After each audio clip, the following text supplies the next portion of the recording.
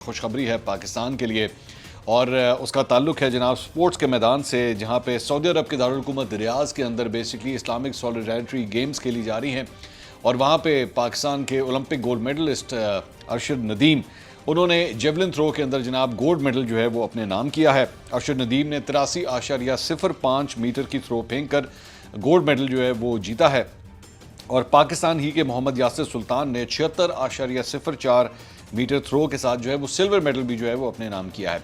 सो javelin throw में gold और silver दोनों पाकिस्तान के नाम आए हैं। मेरे ख्याल में बहुत बड़ी कामयाबी है पाकिस्तान की। और नाइजीरिया के सैमुअल एडम्स उन्होंने 76.01 मीटर के साथ जो है वो थ्रो करके तीसरा नंबर उन्होंने हासिल किया है। अरशद नदीम की पहली थ्रो एक्चुअली 75.44 मीटर्स की थी और दूसरी बार जो है अरशद नदीम ने 83.05 मीटर की सबसे बड़ी थ्रो की, जबकि तीसरी बार उन्होंने 82.48 मीटर की थ्रो की।